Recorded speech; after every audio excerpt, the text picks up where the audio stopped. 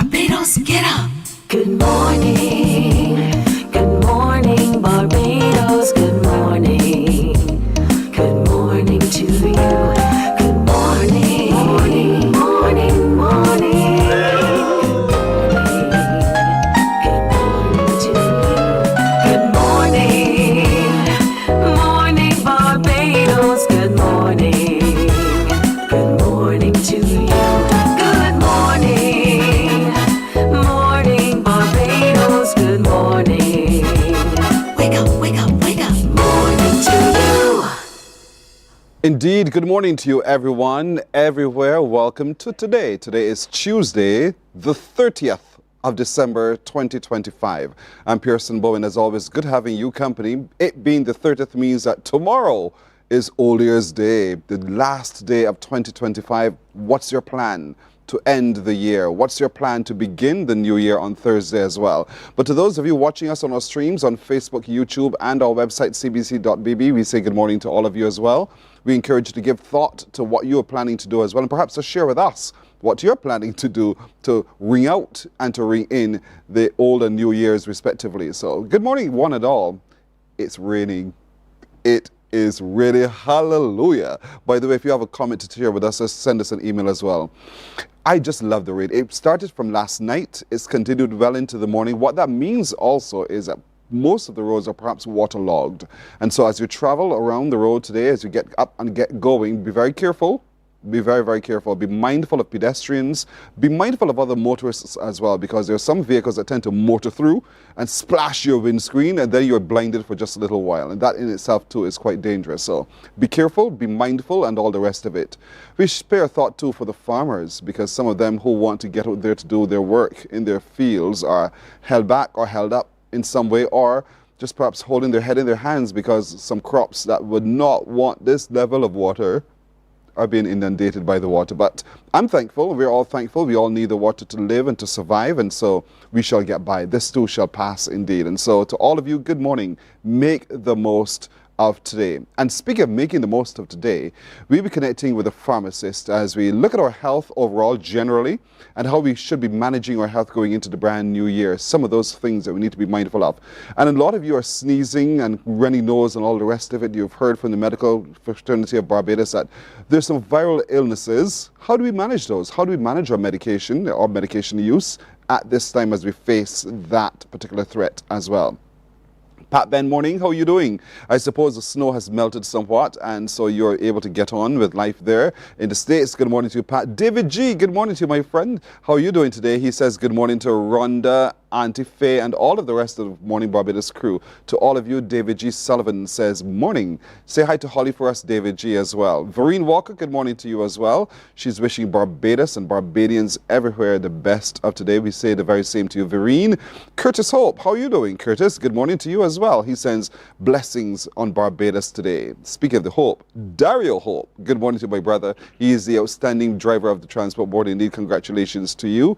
Slender Glenda, good morning. How are you doing? She says good morning to the beautiful viewers. She's wishing all today as you make your way around a very safe journey. I do too. I join with you on that one, Slender.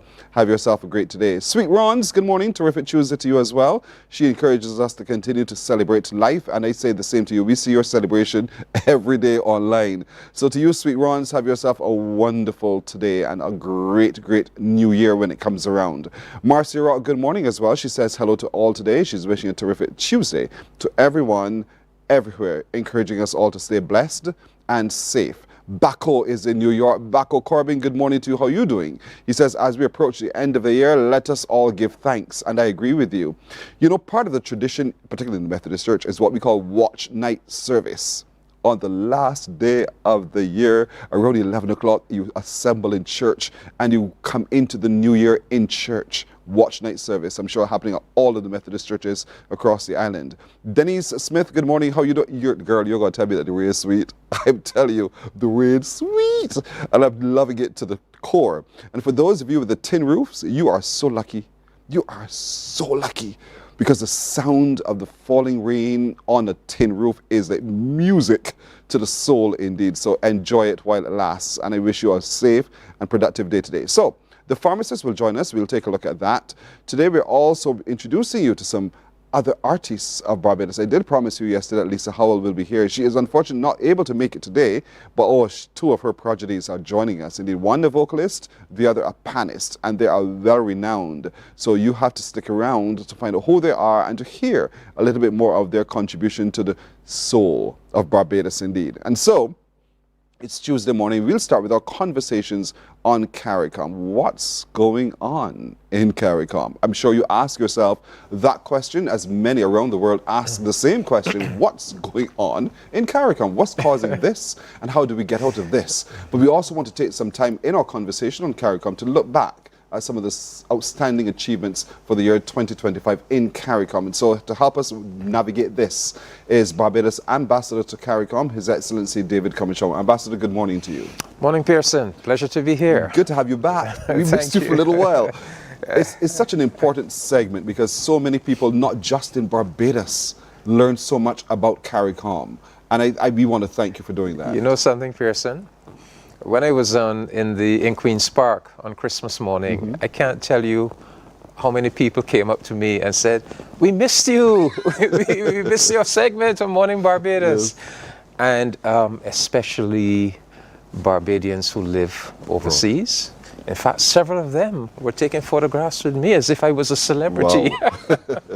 And that's a good thing, because you are able to bring to reality for a lot of us the goings on. And it's important as Caribbean people that we do understand what is going on, because this is where we live. And we collectively must be able to make the dream of what CARICOM is the lived reality. And so I wanted to begin by reflecting for just a moment, because lest we forget the milestones we've reached over the last year. Yes, I always think when we come to the end of a year, we need to reflect, we need to look back, and we need to see, the milestones of the road that we trod. So I've come in my list, my top 10, yes, sir. CARICOM top 10 achievements for the year 2025. And let me begin by saying that I have been Barbados' ambassador to CARICOM for 7 years. And I think that of those 7 years, 2025 is the greatest single year of achievement. So let's start at the beginning of 2025, when we had the CARICOM Heads of Government Conference right here in Barbados. First of all, even the lineup of dignitaries who found it necessary to attend that conference: the Secretary General of the United Nations, the President of the European Union Commission, the Secretary General of the Commonwealth, and several others. So that alone would tell you something about the esteem in which CARICOM is held. But having the Secretary General of the United Nations at that meeting, Antonio Guterres, was very important because it led to one of our highlights. The CARICOM leadership was able to have discussion with him about the situation in Haiti. Yes. And out of that engagement came this proposal to the United Nations Security Council to take more responsibility for the peacekeeping operation in Haiti, not to make it a full UN peacekeeping operation, but to back it, to give it logistical support, to get member states, UN member states, to give it more financial and human resource support, and to set up what is now known as the Gang Suppression Force.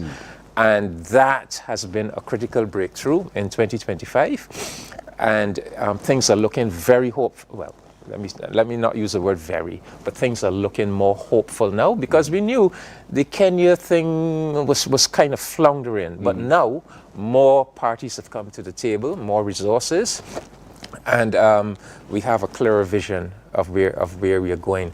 So hopefully all goes well. There'll be elections in Haiti this year. And the key now for us is the provisional council that's in place. Their term comes to an end on the 7th of February. So what is key now is for the Haitian stakeholders to themselves to agree on the interim leaders who will replace that council. If they can come to an agreement and we can get that in place, but then we can see very clearly how what we did in Barbados in February is going to lead to success. So that's number one. But number two, perhaps the biggest achievement of the year, Pearson, the full free movement regime that we implemented on the 1st of October. And you know we had several programs speaking about it. That is a biggie. Yes. That is a biggie because free movement of people has always been like the holy grail of CARICOM. How do we accomplish this? We've been trying, for decades. Finally, we might not have started with all 15 member states. We've started with 4, but very, very significant breakthrough. And we were able to have that breakthrough because we enacted something called the Protocol on Enhanced Cooperation that makes it possible for 3 or more member states to forge ahead and be the pioneers. The magnificent response to Hurricane Melissa. Yes. I mean, that was the beauty of CARICOM in full solidarity mode, helping out our member states who were impacted by Melissa, Jamaica, Haiti, and also helping Cuba, who is not a member state, but in a very close relationship with us. So the magnificent performance of CDEMA, our Caribbean Disaster Emergency Management Agency, headquartered right here in Barbados, the magnificent humanitarian logistics hub that we have established at Grantley Adams Airport in collaboration with the World Food Program. So now we have this formidable, this massive warehouse stocked with all kinds of supplies. If a disaster hits, we don't have to start scrambling, So all of that played out in the response to Melissa. The magnificent response to the Trump trade threats. Yes. Triple trees. Trump trade threats. You would recall earlier in the year, the Trump administration came with this imposition on Chinese ships or Chinese-made ships of this massive penalties. And that was threatening to really cause severe problems for us, cost of living problems. And we had to spring into action.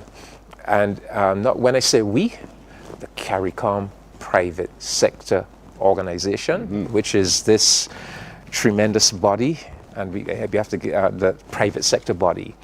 We have to give a lot of credit to Prime Minister Motley for pushing this idea and getting it done. For many years, one of the weaknesses of CARICOM was that where was the private sector? Governments make plans and regulations, but it is the private sector and people who implement. And Prime Minister Motley was determined to bring them to the table. And so we now have the Caribbean Private Sector Organization. It is headquartered right here at the Dome Mall in Warrens, but it has brought together the entire Caribbean private sector, and they are now an associate institution of CARICOM. So they, in collaboration with CARICOM officials and regional leaders, intervened with the U.S. Trade Representative Office to say to them, look, you may think that you're hurting China. What you're doing, you are going to devastate us. Yes. And they got them to understand that, you put these massive fines on these Chinese ships, the U.S. consumer can absorb these fines because, this Chinese ship is going to go to the U.S. with 16,000 containers, but the one coming to the Caribbean is coming with 500. And when you allocate that fine across 500, it means that prices shoot up in the air. So through that intervention, we were able to get the U.S. to give an exemption to all of those vessels that will be coming on to the Caribbean. Africa. We had the second Africa CARICOM summit in September in Ethiopia. So there was a major milestones in 2025 in building the relationship with Africa. There was Prime Minister Motley's historic speech appearance at the African Union Heads of Government Summit. Then there was that summit that we had in Addis Ababa. There's the joint partnership now on reparations between the AU and Africa. So there's Afri-Exim Bank.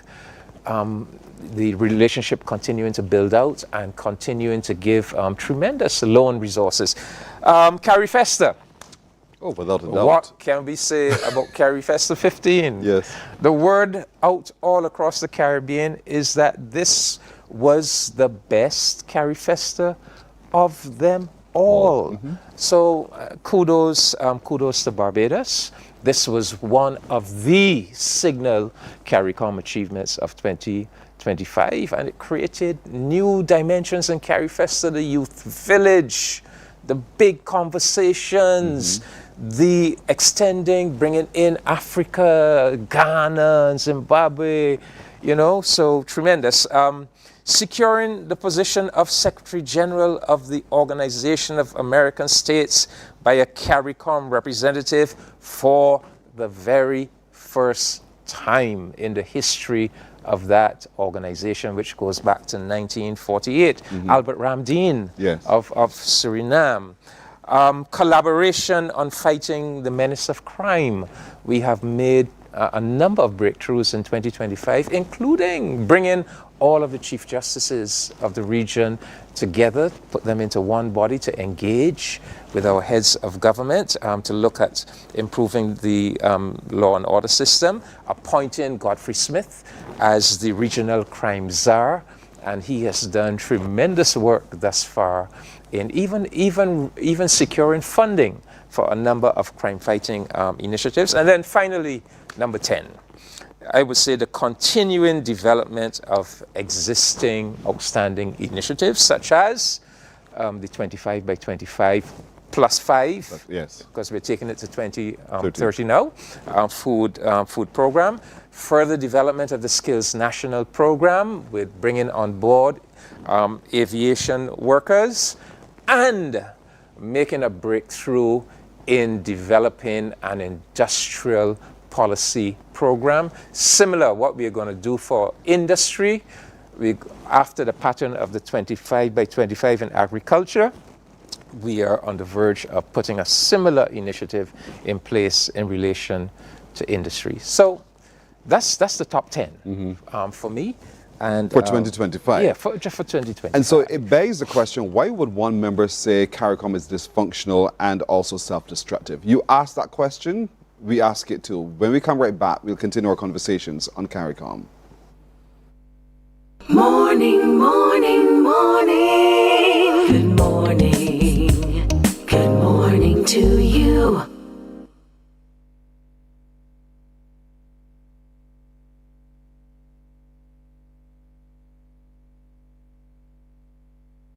Welcome to Nature's Discount, the ultimate health food store. At Nature's Discount, we have thousands of quality products at great prices. Hi guys, Dottie here with Nature's Discount, and today we are talking about Solar Ray Microbiome Probiotics and why you should be taking them. And we have well over 3,000 amazing products to help you get healthy. For your health tips, tune in to CBC TV 8 every Monday, Tuesday, and Thursday for Nature's Discount, sponsored by Get Healthy Incorporated. 98.1 The One, your number one party station. With an audience from 18 to 40, we keep you engaged, energized, and entertained. Choose 98.1 FM, The One. Morning, morning, morning. Good morning. Good morning to you.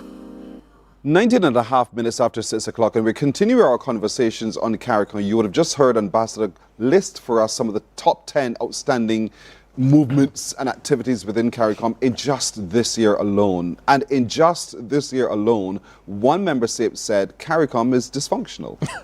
And you ask the question, how did this member state arrive at that particular position? Ambassador, any thoughts on that? Well, Pearson, I am as bemused as you. I guess the most charitable interpretation I can put on it is that the newly elected leadership of that member state has not been around CARICOM for the last decade, because the last time they were in power was in 2015. So they've missed a full decade of CARICOM. At least not missed it, but they've been seeing it from the outside and not been intimately involved. So, for example, let me give an example. Back in 2015, you would have had, the practice in CARICOM would have been to have 2 heads of government conferences a year. We now have 6 regular CARICOM heads of government conferences a year. We have 2 in-person conferences. We have 4 virtual conferences. And in addition to that, we have special or emergency conferences. So the heads of government have developed a really intimate relationship where they are constantly in contact with each other. I think, look, I would like to put the minds of the Caribbean people at ease. You have a very solid institution in CARICOM. First of all, CARICOM is really all of us. Because CARICOM is not just the governments and the CARICOM Secretariat. It is all of us, all of us. We are CARICOM. However, our government leaders, our prime ministers, our ministers, our civil servants, the officers at the CARICOM Secretariat, all the personnel in the 17 CARICOM institutions, the 5 or 6 associate institutions, our diplomats, they have special responsibility, of course, for making the whole thing work. And I can tell you, all of these personnel spread all across the region. So you're talking all of our heads of government, you're talking scores of ministers and public officials. They constitute a really intimate and well-connected community, because you're meeting so often, and you're creating this structure of solidarity. And so CARICOM gives our political leadership the comfort that whatever challenge may come your way, you are not facing it alone. You have the solidarity and support of comrades from all across the region. So when Jamaica had to face the devastation of Hurricane Melissa, it didn't have to face it alone, right? It had SEDIMA mobilizing resources and help from all across the region, the regional security system, and I think this is what we need to understand. CARICOM is so you have the heads of government conference, you have the ministerial councils, whether it is on trade and development, finance and planning, health and social development, foreign relations, you name it. So virtually all government ministers are part of at least one CARICOM council. Then you have the CARICOM Secretariat itself. Most of it located in Guyana, but the CSME unit located right here in Barbados. So you have, hundreds of CARICOM officers working with our governmental leaders on all these different activities. Then you have like the Committee of CARICOM Ambassadors, which I am a member of, but you have other caucuses as well. In every major city, New York at United Nations, you have the CARICOM Caucus of Ambassadors. Ottawa in Canada, the CARICOM Caucus of Ambassadors. Washington, UN in Geneva, CARICOM Caucus of Ambassadors. Then you have not just the member states, you have the associate member states. So you have territories that are still in colonial relationships. Bermuda, British Virgin Islands, Curacao, Turks and Caicos, Cayman, Anguilla, that are part of the CARICOM family, that are looking to the independent states to provide support and mentorship. And then you have the institutions, 17 institutions, Pearson, from CXC, Caribbean Court of Justice, CDIMA, our public health agency, you know, agricultural development, you can go on and on.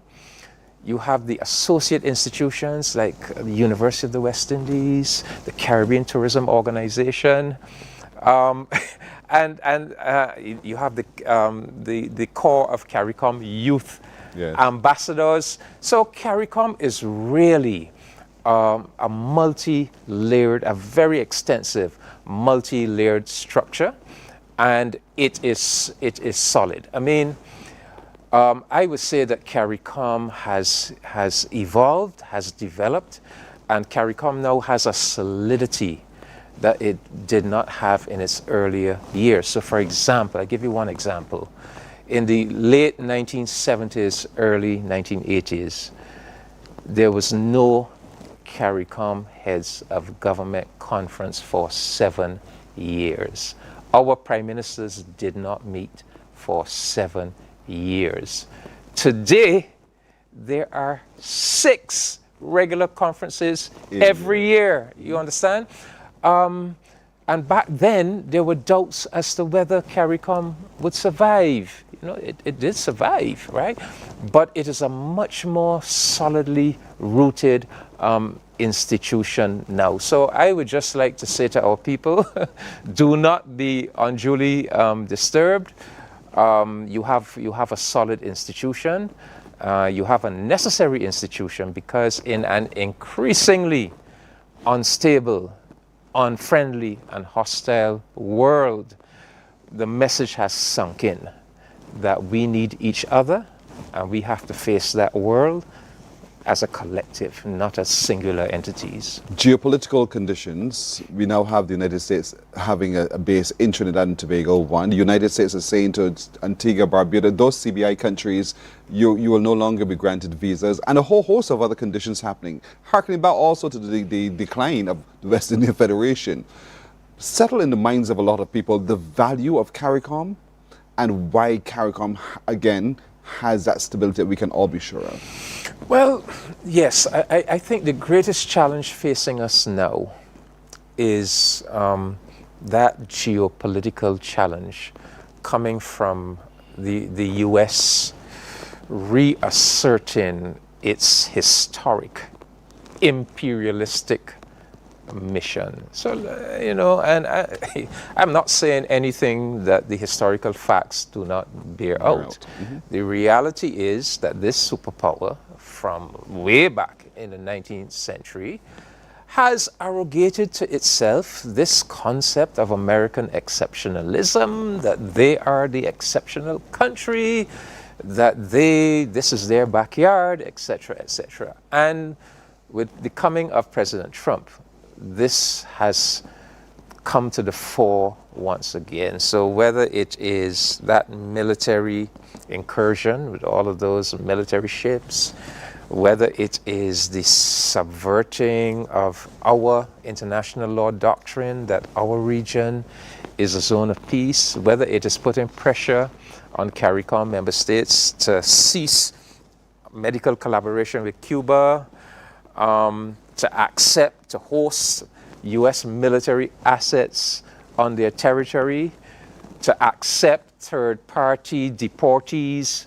from the United States. In other words, deportees from some country, you must accept them.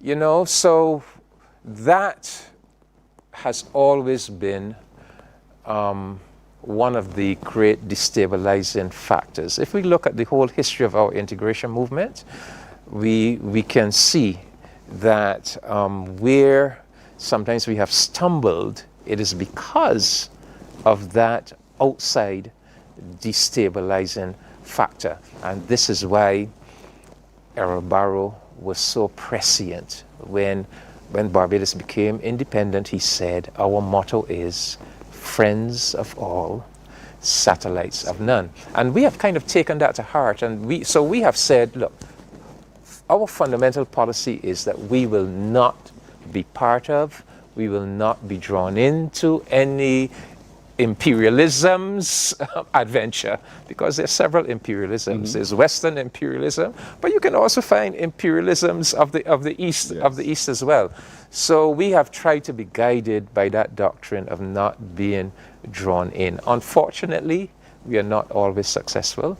And actually next week, I want us to examine in some detail, because I am a student of the Caribbean integration movement, and I would like us to examine in some detail, because you are right. You are right when you said that perhaps the fundamental reason for the fall, the failure of the Federation, was the fact that in the 1950s we permitted that East-West Cold War conflict between the United States, the West, and the Soviet Union to enter our internal affairs and to destroy much of what we had built up for ourselves, to create disunity. And that actually played out in the destruction of the Federation. But I'd like us to perhaps discuss that in some great detail, because you have put your finger on the critical issue. The need for us not to allow outside forces, to come among us and destroy our unity and our focus. So yes, Pearson, that is in fact what we are grappling with now. It is the greatest challenge, but I want everybody to understand that even if we look at how we have handled the issue of Venezuela and Guyana, right? Look,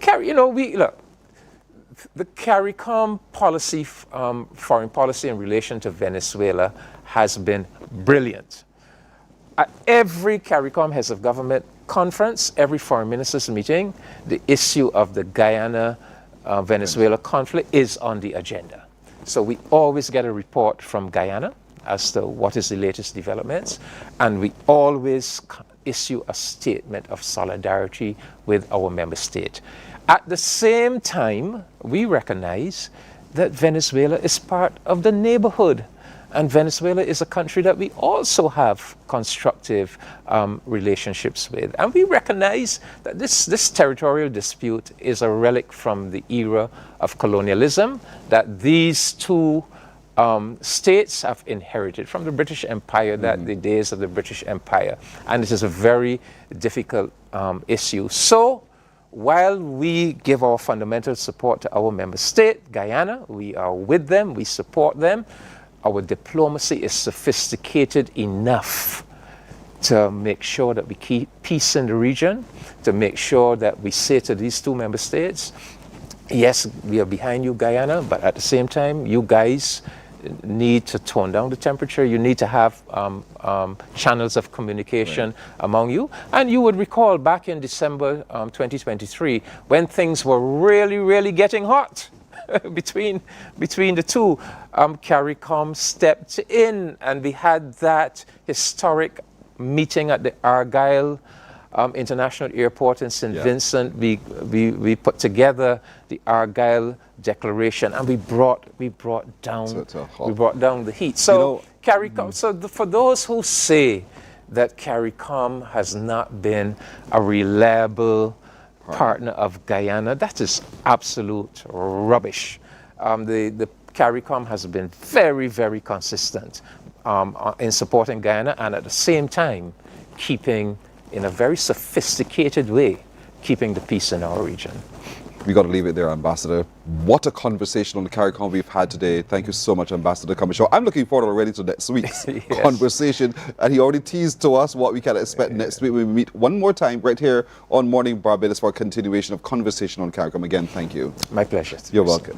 Morning Barbados comes back in a moment. Morning, morning, morning. Good morning. Good morning to you.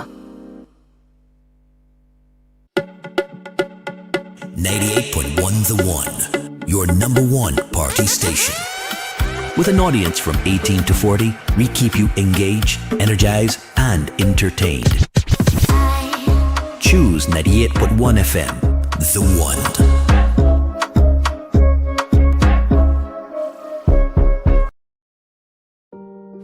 Hey there, it's Mahalia. I want to share something that might be really helpful. If you're feeling anxious, overwhelmed, depressed, or lonely and have no one to talk to, call Lifeline Barbados. We all face struggles at times in our lives. You're not alone. There's no need to feel ashamed or embarrassed. It's okay to reach out for support. Lifeline Barbados is completely confidential. No one else will know you called. They're there to offer a caring ear and guidance without judgment. And fellas, I want you to know asking for help is a true sign of strength. It takes real courage to reach out. You can also call Lifeline Barbados if you're worried about loved ones who are struggling and you need advice on how to support them. There's a saying, a problem shared is a problem halved, but not everyone has someone they can confide in. That's why Lifeline Barbados exists, to be there for you or someone you care about during tough times. Save this number. Lifeline Barbados is just a call away. Remember, you can reach out whenever you need to talk. Books open your heart, your mind, and your soul. They are educational, entertaining, inspiring, and motivating. Are you an author of a recent book you want to share? Then Morning, morning. Good morning. Good morning to you. I think it's important to have a very good relationship with your pharmacist. You ask me why. Simple. Because your pharmacist understands you, and your pharmacist, in understanding you, is able to give you the advice that you're looking for. Yes, they work in conjunction with the doctor. Yes, you think the doctor is the only one, but it's a relationship medically. And so overall, we want to look at our health and get ready for 2026, to go into 2026 a lot more aware of the things that we do, the things we need to stop, and the things we need to actually begin to do. So we brought our pharmacist in to help us to understand that. His name is Derek Ford. Derek, good morning to you. Good morning, Pearson. How was your Christmas? Oh, it was lovely. Spent some time with family. Did my first barbecue. What? You know, so it was lovely. Went to Queen's Park. Which is a yearly tradition. Yes. You know, so we had a wonderful time. Wonderful time.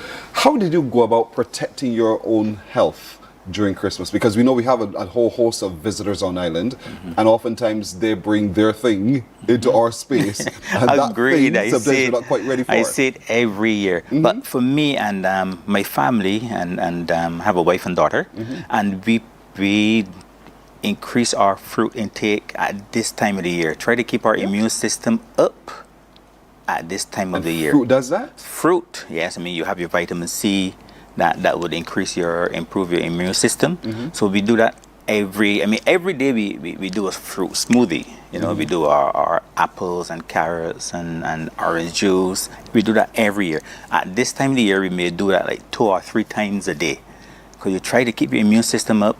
You always have to remember to practice the hygienic methods, washing your hands. If there's any members or like social gatherings that you're around and people are coughing, you know, you try to stay away from them. Use the bathroom, make sure you wash your hands, you know, and those things that we try to do. Really? I'm still stuck on the fruit juice. Yes. I mean, yes. I mean, you can take your vitamins also that will improve your immune system. But I'm always an advocate to go slightly natural most of the time. I mean, if that doesn't work, then you can always take a supplement. But try to keep your immune system up, your fruits. And the best way to manage your immune system is through the consumption of fruits. That is one of the ways. And for me, that is the best way. Right. If it doesn't work, then you can go to step 2. But step 1, you know, take your fruits. You know, we as a family, we have about 3 servings of fruits a day. Drink adequate water, get your rest. Right. Fruits, rest, water. Fruits, rest, water. And in there, you didn't say macaroni pie nor those kinds of things, right? No. That was deliberate. That was. Fair enough. You know how we Bajans tend to eat. I know. So going into 2026, we need to be mindful of that. Yeah. That when we find ourselves, we know the seasons generally when these situations occur. Boost your immune system. Rest, exercise, sleep, eat well, drink lots of fruity juices, and not juices, as in the beverages that we buy, but those fruit juices. Get as natural as you possibly can and make your own juices. Yes, because we make our own juices. I mean, we made sorrel this year. You know, we do our lemonade, we do our orange juice. We hardly buy processed fruits and juices because it is sugar content. I mean, if you check those boxes, a lot of them have like 35 grams and more of sugar. I mean, that's a lot of sugar to consume. And I always tell parents to be careful in giving their children these box juices because they're tailor-made for adults. So when you give a child a box juice that is tailor-made for adult, the amount of sugar that are sugar that you will find in these juices, it can and will overload the system of the child, and then that's the first step in a child developing chronic diseases. Even if the box is targeted at children? Even if it's targeted, there is some amount of sugar in there. Read the labels. Yes, read the labels. Yes. So what if I drank that juice box and just follow it with some water? Does that balance it out? No. No. I'm just asking. No, because you have the sugar in your system already. Okay. So once you consume sugar, then the body has to work doubly hard to sort of regulate that sugar and get it out to the bloodstream and into the cells. Water has a different means and method and so usage. It doesn't dilute it. Oh. We dilute it to drink it. Okay, I got you. At this time, we tend to see ourselves with the flu and the common cold and all those kinds of things. If sinuses might flare up, what's the solution from a pharmacist's point of view for this? Social gatherings. Not avoid social gatherings, but practice hygienic methods. I went to a few social gatherings, and I was sitting in a show, and I heard a lot of people coughing, and it was not only a dry cough, it was a mucousy cough. So you in a room with 200, 300, 500 folks, and you cough, you're gonna spread whatever you have. So something you can't avoid it, but make sure that if anyone near you is coughing or presenting with symptoms of the flu, move away. Move away. Before you eat, you wash your hands, because when you're at a buffet table and people touch the plates and the utensils, and then they say, I don't want this one, let me go to the next one. But then they may leave a whole set of germs. So make sure that you that you practice. Okay. So wash your hands, all of those things. Move away when you hear this coughing. But there's some people who, and you don't see it because the nose is running. You really you can't tell. Would you advocate wearing of masks? If that makes you comfortable, you can. If you feel that you want to wear a mask, then there's nothing wrong with it. But you still have to practice those ideal hygienic methods. As a pharmacist, I'm sure you see at times too, we cheat a little bit. We know that we ought to take every single day certain medications, and then it's Christmas. It's getting ready for New Year's. And we just let that rest for a moment. I need a break from it. It is. What do you advise? I always tell people, advise to take your medication. Put a reminder in your phone, and follow up a set pattern. Because if you don't follow that set pattern, then complications can arise. So yes, you have diabetes, or you may have diabetes or hypertension, that you have a busy lifestyle, but in 2026 you still have that.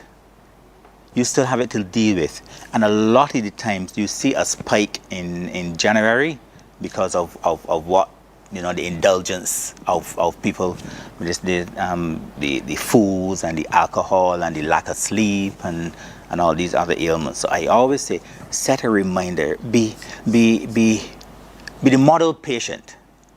But if you can't, then if you forget to take your medication, then when you remember, you take it. But don't stop taking your medication, because your diabetes, your hypertension, your asthma, your chronic disease is not going to take a break during Christmas. You said routine.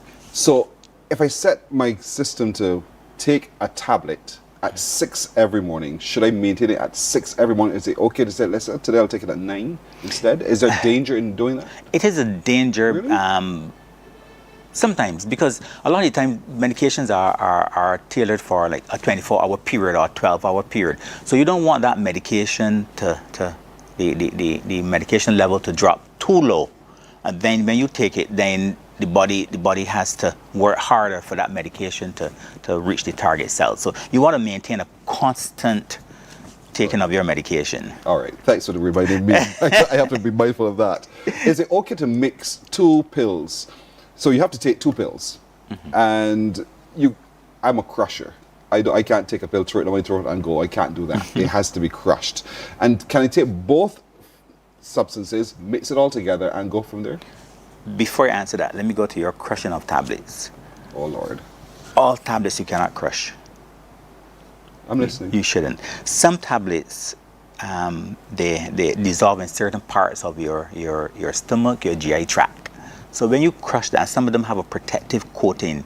Some of these tablets are very smart tablets. You know, they target certain cells. So when you crush them, you destroy the formulation. Then some tablets, they're coated to protect the acid from attacking that tablet. When you crush it, you are destroying. So the acid will maybe cause that tablet to be inactive. I'm not liking you anymore. And inactive. So I'm not liking you anymore. So let me go with the crushing. So yes. So unless you ask your pharmacist, can I crush this tablet? Don't on your own. Father, help me. Because I gag. I would gag if I just toss it in. I cannot. It will not get past the gullet, as we say. Put it in a banana. Put it in a banana. I cannot fool myself. You can't fool yourself. I cannot fool myself. I've tried, cannot work. So anyway, I'll work yes, out. We work out. Yeah. But the mixing of 2 pills, medication, into just 1 swallow. No, some of them you can. Some you just don't. There's some medications that, like antihistamines and paracetamol, that you can mince. Then if you're taking your medication for chronic diseases, you don't want to mix your chronic diseases with your over-the-counter medications, because that can have disastrous effects. You know, you can get dizziness, loss of coordination, drowsiness. So you try not to. But you know, ask your pharmacist, because we will advise you correctly. And then there are also fruit juices. You know, some medications you can't take with grapefruit, right? Because of the interaction. You know, so ask your pharmacist, because we would always advise you. Appreciate that, sir. We tend to want to, especially the fellas at the gym, Peter is included, they want to, I'll take vitamins, I'll do all of these other things for my body and supplements and the like. Is that okay? Or is that a discussion again? Yeah, I mean, it's okay to take the vitamins, but what I realize is that some people take vitamins, supplements, but then they don't eat properly. You still have to eat? You still have to eat, because what are the vitamins we're working on? When you take your vitamins and there's nothing for the vitamin to work on in your system, then you know it's just gonna pass out in your urine. So you always tell me you still have to eat properly. You still have to eat all your food groups during the day. You know, your fruit, your carbohydrates, your proteins, your fruits. You know, so that the supplements have something to work on. I also realized that like for instance, like vegetarians. Some vegetarians, you know, they don't eat meat or fish, but then they don't take a supplement to boost the immune system. So you're a vegetarian, you take your vegetables, but then you're not getting any proteins. So when you don't take your proteins, then the body can't repair itself. Proteins is a growth supplement, so you need your proteins. So you know you need a balance. Are there any nuts and grains that will replace the protein, or give you the protein content I need? Most nuts and grains will give you a little protein, but soybean is the only one really that give you the full supplement that you will get from chicken. Chicken gives you just chicken. Chicken gives you everything. Fish will give you proteins, but the essential proteins you won't find in all fishes. But soybean is the one supplement that can replace your chicken to get your full daily quota of protein. But the thing about soybean, it's hard to, cook. Most people don't want to cook soybean. So when you're a vegetarian, it's best to take a protein supplement. So you get your amino acids so that your body can still function effectively. We'll take a break. I have more questions for you. Our pharmacist is with us. We'll continue our conversation with him in just a moment.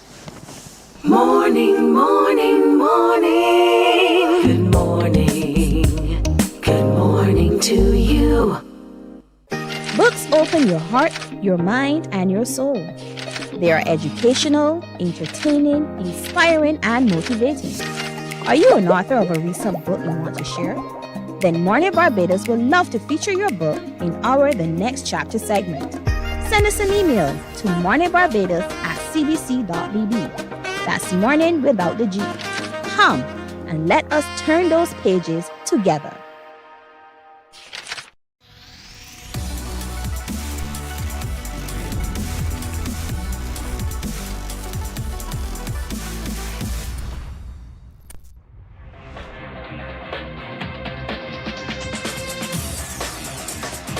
Week after week, Scold presents exciting reports and documentaries on the most varied topics of our time.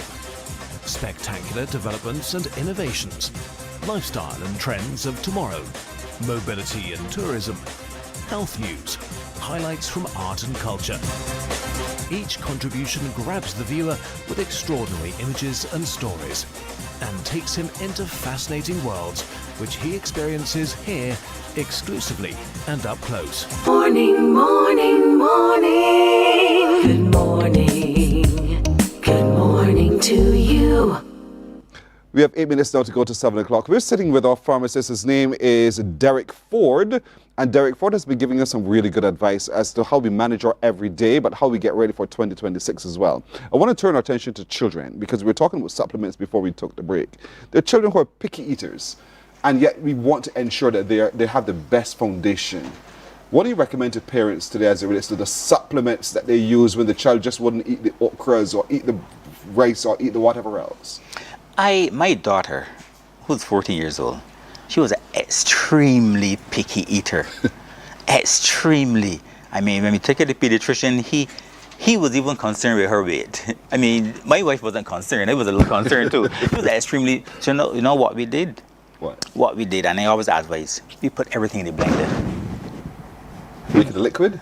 Liquefy it and add it to the food. Put the vegetables in the blender. We put the meat in the blender because she didn't like meat. She had and still have a texture problem, but she eats a lot of meat now. So we put everything in the blender, liquefy it, and then we will put it maybe with the rice or mashed potato and mix it up. And she was getting all her food supplements and she wasn't even aware. So you can't give up as a parent. If your child is a picky eater, you just can't put your hand in the air and surrender. You have to look for innovative methods to let the child still needs the supplements. There's some Down's children, for instance, who have soft palates, and so they can't quite eat the way that we regular people would eat. What do you say? Yeah, for those mash and as I say, put it in the blender. Liquefy as much as possible. Texture is a consideration. Yeah, if texture is a consideration, then there are supplements. There are food supplements that you can, but that's last resort.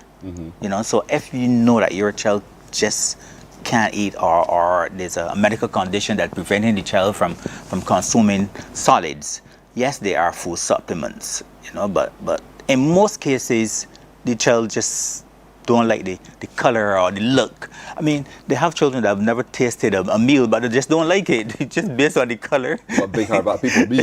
Yeah, just on the color. I've never eaten pear, will not eat pear. Have never tasted soup, will not eat soup. I just don't like it, don't like the way it looks. And so I understand how that fussy child, that fussy person could possibly be. And so supplements, because you just have to be sure that the child is getting the balance that it needs. They need a balance. They need a balance. I mean, children are at school, children playing all the time. They one thing a child always doing is put hands in their mouth, finger in their mouth, all the time. And that's the fastest way of getting a virus or a germ. So you have to make sure that the child gets the required daily doses of proteins and then other nutrients. Managing that relationship with the patient, though, because people come to you, they have their prescription, they say they were sent by the doctor says A, B, or C. Or they have not had a prescription, they just know that they have a headache. And they come up to your window and say, I need this and I need that. Talk to me a little bit about going forward, what you want that relationship to be like with the clients. Obviously, you want a symbiotic relationship. You know, you want your patient to be comfortable talking to you, and you want to be comfortable with the patient. But headaches, they scare me. I don't take headaches lightly.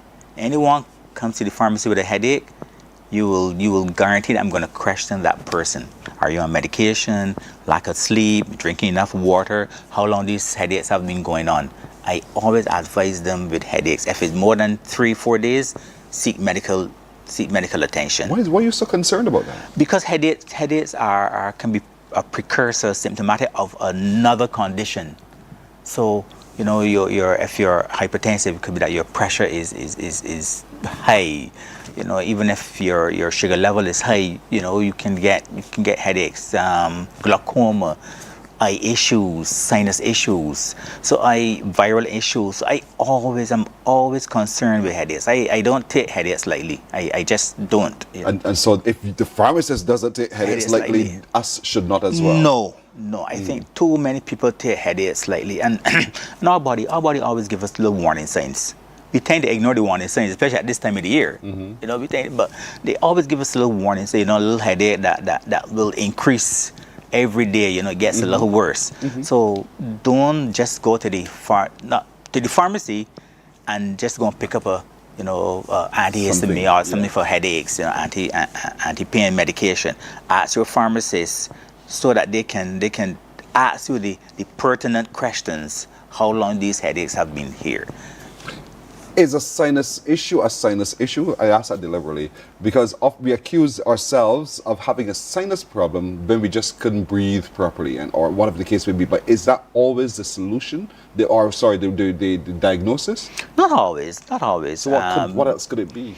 A lot of times sinus issues, especially at this time of the year, dust, cleaning, paints, chemicals can affect your sinuses. So not all issues that people think are sinus issues. I mean, it could be your eyes.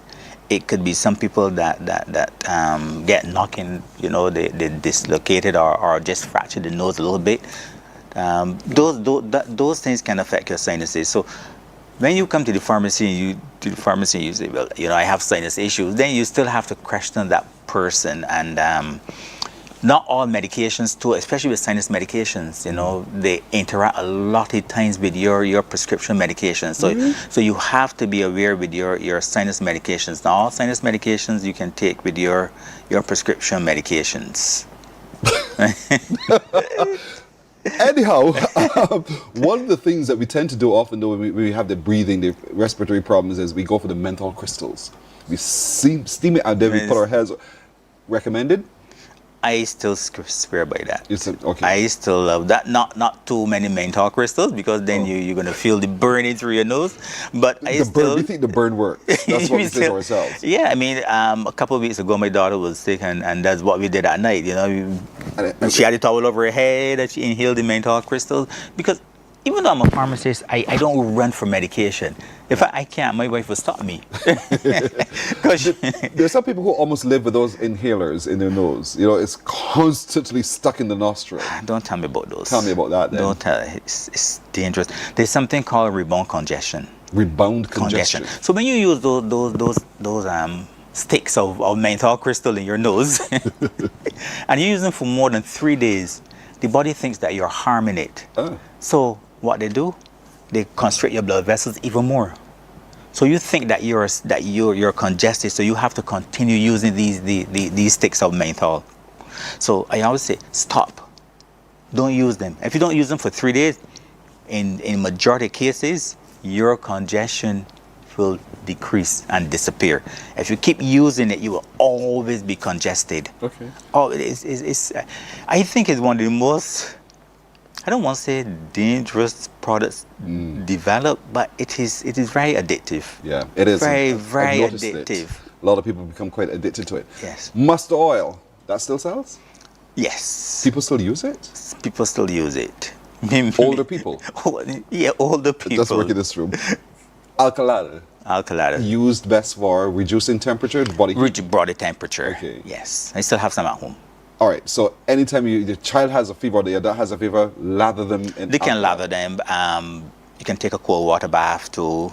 You know, that helps to reduce the fever. I mean, if you're at home and you don't have any medication and you have those things, Barium also works, you know, to reduce the temperature. So drop them in some good cold water? Some good cold water. Let them shiver, bring that temperature down. Yeah, you know, shock the body. And then go to your doctor or pharmacist. Yeah, if it persists. If it persists, and get a thermometer. I tell people, keep a thermometer at home. It is one of the essential tools that should be in your kit. Right. Keep it at home because and you know, check your temperature. Does the thermometer go off? You know what I'm saying? You have to having it there for a little while. Does it mess up at some point? Not really. I mean, how do you know it's working properly or correctly?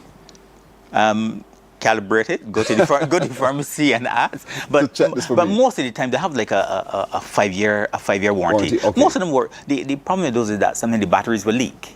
So you always check them periodically. Okay. That make sure that there's no leakage of the batteries. In terms of pressure and managing one's pressure now, what do you advise for those who are going to be going forward? The cuff, the whatever. What do you say? I mean, to check the pressure, the cuff. The cuff is important, and a quality blood pressure machine. There are some blood pressure machines on the market that are questionable. Are different. You know, so go for the recommended brands. Those brands are calibrated. Those brands are checked. There's a quality control department that checks, so you know that when you buy a quality brand blood pressure medication, I see most of the time you get what you pay for. Okay. So when you go buy a blood pressure machine for $50 or $60, then that's what you get. That's what you get. Right. People, if you get what you pay for, there are people who use smart watches now to monitor their own health. Is that something that's smart? For the occasional check, yes, you can do that. I mean, they're fairly smart now, but you still want to get your opinion. And get your blood pressure, because most of the time they do the wrist. And wrist cuffs, even with your smartwatch, when your pressure get downstairs, it's going to be a little low. When your pressure get to your wrist, it's going to be a little low. You want the cuff to be by your elbow. Why? Because the pressure gets a little low. So when I understand. So the higher up, the higher the pressure. Yes. So if I put it too high, then I will get a higher reading. But you can't really put it over here. But you said the elbow. I put my cuff here. Yeah, which is right here. What do you call this part? The fleshy part of your arm. Yeah. That's okay. That's okay. All right. That's okay. And sit in an upright position. I always tell people, sit quietly for like 5-10 minutes.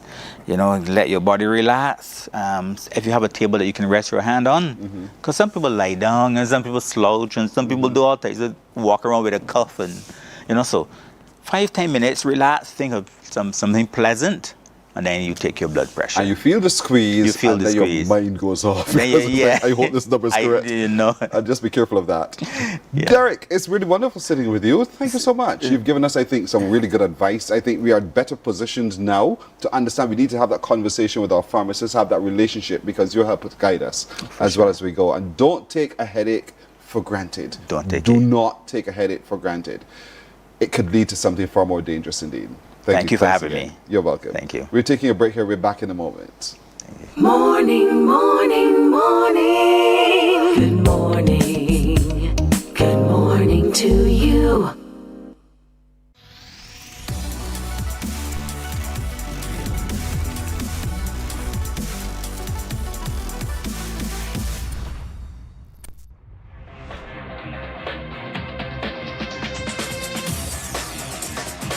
Week after week, Scold presents exciting reports and documentaries on the most varied topics of our time. Spectacular developments and innovations, lifestyle and trends of tomorrow, mobility and tourism, health news, highlights from art and culture. Each contribution grabs the viewer with extraordinary images and stories and takes him into fascinating worlds which he experiences here exclusively and up close. We're there when companies and specialists develop super satellites for a global network in space and can look behind the scenes. Scold is a window to everything that is there or is yet to come. Fly with us through time to better understand today and tomorrow. You've always wanted that. Morning, morning, morning. Good morning. Good morning to you. Let's look at some news now. Phase 1 of the long-awaited redevelopment of the Temple Yard, a historic craft and cultural hub in Bridgetown, is expected to be completed within the next few weeks. This will pave the way for Phase 2 and allow vendors to move into the newly constructed stalls sometime next year. Here's a report on that from Anesta Henry. 24 individual stalls are spread across 8 blocks of varying sizes. This forms part of the new layout at the Longtime Cultural and Craft Hub at Cheapside, the city. It's phase 1 of the Temple Yard redevelopment project, which started in May. Project manager Rupert Spencer of Tower Consultants Limited says this phase is expected to be completed and handed over by mid-January 2026. At the same time, we've already tendered for the second phase. It should be a 2-story block primarily, and we intend to start that during the first week of January. The formal contract will be signed shortly, and with a few starting in within the first 2 weeks of January. And we expect that to be completed in about 3 to 4 months. Mr. Spencer says the construction has been carried out according to designs approved by the relevant agencies and the stakeholders. We, as project managers, have supervised the construction in accordance with what the client, our UDC, has instructed. And I'm assuming the client had all the interfacing with the Rastafarian community, and they would have given input into the design so that what we are finishing with will be something that they would have been expecting. The Temple Yard redevelopment project is being led by the Prime Minister's Office, Rural and Urban Development Commission, and the Barbados Tourism Investment Inc. Communications consultant Joyanne Haig, a spokesperson for the BTII, says authorities are finalizing the necessary paperwork to allow vendors to return to the space. At the moment, we aren't looking at the application process. As you know, a number of artisans would have moved over to the Pelican Village temporarily, of course, and we're looking at moving them next year, as together with making sure that some other persons who are interested in plying their trades in Temple Yard, we make the application process available to them as well. Ms. Haig says authorities are looking forward to the project to be completed to benefit the artisans, some of whom have been operating in Temple Yard for more than 2 decades. We're really happy about the project, the speed of the project. You know, it's long overdue for the artisans of Temple Yard, and we're looking forward to this. We're all pretty excited. Vendors who were temporarily relocated to Pelican Village during the first quarter of this year say they are eager to return to a more familiar environment. One of them is Tyrone Howell, who shared his thoughts on the move back. Well, there was better business. It was better for me. I spent about 27 years out there. You know, customers that communicate out there. So customers are still going looking for me, but they can't find me. Right? So we got to get back out there. If all goes according to plan, Mr. Howell and the fellow vendors will be back next year. Anesta Henry, CBC News. Chairman of the Alliance of Owners of Public Transport, Roy Raphael, says the group plans to meet with the Ministry of Transport next year to push for clear rules on where passengers can hail public service vehicles. The aim is to cut down on unsafe practices that could cause accidents. Mr. Raphael says commuters often encourage drivers to stop in risky locations, and he's calling for new legislation to hold passengers accountable, similar to what happens to drivers who pick up or drop off outside of designated stops. Next year, God's willing, we are going to be engaging the Minister of Transport to see if they can bring legislation to govern how people go about catching a public service vehicle. That has been on our mind for quite a while. We are saying 70% of public are responsible for how the PSV operators operate. Some of them refuse to go to the bus stops. Some refuse to go to the terminal. Some engage the drivers into discussion. Other illegal areas in which the public need to be called upon to desist from doing it. And the only way that these matters can be resolved is if government brings legislation to deal similarly to what happens in Canada and United States. Time, Mr. Raphael accepts that both drivers and passengers need to act responsibly. I believe the time has come, though, for government, for the members of the public to take greater responsibility of how they go about stopping a public service vehicle. And also, we want to urge you, the drivers of the public service vehicle, to cooperate with the law and go to the bus stop. That have, in the past, we have seen a number of accidents due to the fact that people would have stopped in areas such as a corner, right, or areas that are not supposed to stop. Some people stop in front of their house to stop a public service vehicle. We are saying to the members of the public, those days are numbered. So from now on, during 2026, practice yourself to go to the bus stop and encourage persons to assemble at the bus stop. The police are investigating an unnatural death following the discovery of a body at Pelican Village yesterday afternoon. Police Communications and Public Affairs Officer Inspector Ryan Brathwaite says lawmen received that report around 3:30. When they went to the scene, they found the man's body in one of the kiosks. Police immediately sought medical attention. A doctor subsequently came to the scene, examined the body and pronounced death. We are currently conducting investigations into this matter.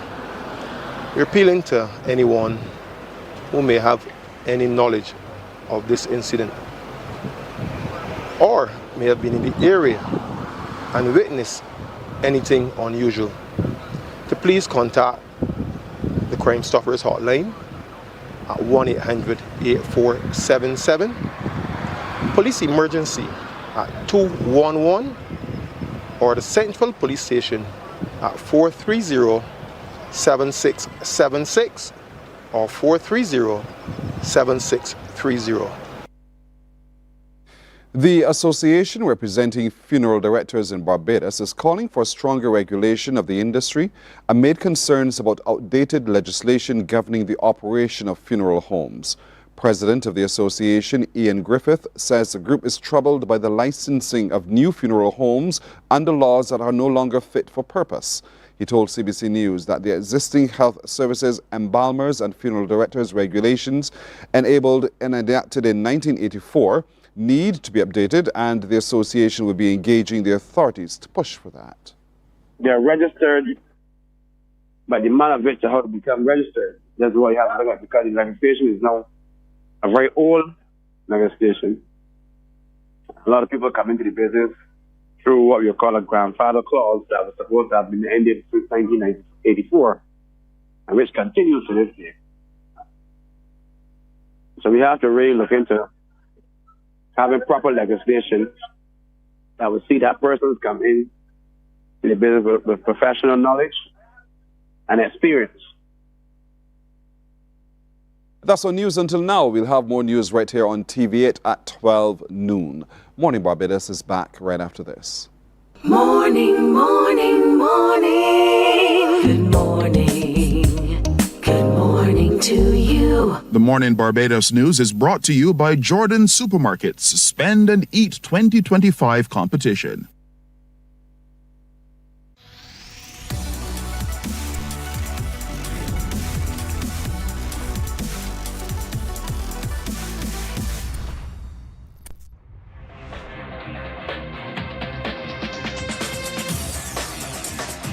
Week after week, Scold presents exciting reports and documentaries on the most varied topics of our time. Spectacular developments and innovations, lifestyle and trends of tomorrow, mobility and tourism, health news, highlights from art and culture. Each contribution grabs the viewer with extraordinary images and stories and takes him into fascinating worlds which he experiences here exclusively and up close. We're there when companies and specialists develop super satellites for a global network in space and can look behind the scenes. Scold is a window to everything that is there or is yet to come. Fly with us through time to better understand today and tomorrow. You've always wanted that. Scold, a look into the future. Our world today is not the world God wants it to be. One of the reasons, which will surprise many, is that our planet, its governments, and its peoples are all living under the weight of Satan's rule. From the beginning of mankind's existence to today, human history is the written record of what it means to live under the rule of the devil. Yet that rule is coming to an end, and what a difference that will make. Every Sunday at 9 a.m. on CBC TV 8, tune in for Tomorrow's World, sponsored by the Living Church of God. Some ask, what makes Barbados so special? We at Mornin Barbados say it's you, our exceptional youth. You are talented, resilient, and inspirational. You are the epitome of the Barbadian spirit, testing the boundaries of your creativity. If you are an entrepreneur, artist, baker, designer, author, or have done anything you think should be highlighted, email us at morninbarbados@cbc.bb. Let us show the world our exceptional Bajan youth. From the beautiful shores of the gem of the Caribbean, Barbados, home of the amazing Harrison's Cave, the tantalizing Oystins Bay Garden, our historic garrison, the indigenous... Morning, morning, morning. Good morning. Good morning to you. 17 minutes after 7 o'clock this wet Tuesday morning, but the beauty of Christmas continues still to be seen all over the island. Lights, and I mean lights galore. Lights that still astound so many, not just the child, but the adult as well. Take a look at some of the lights we've seen.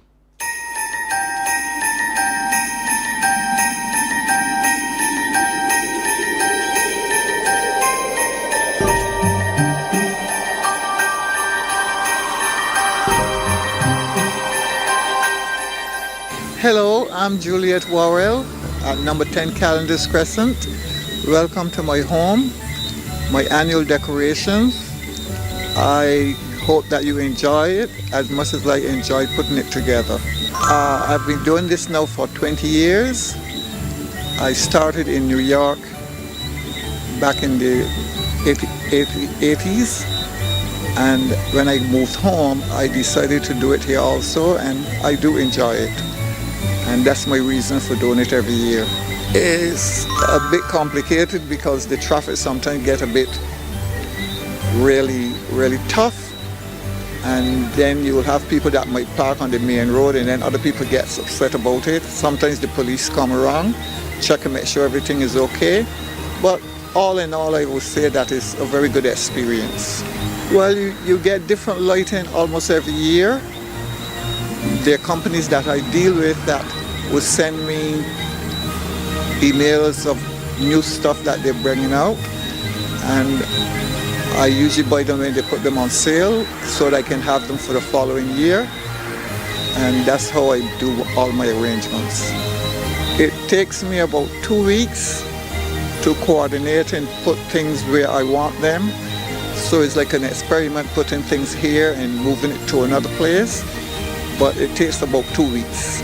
I prefer the moving decorations because to me they're more attractive, because when you come you don't just see something, you see movement, and that kind of enticed me to get more of that type of decoration.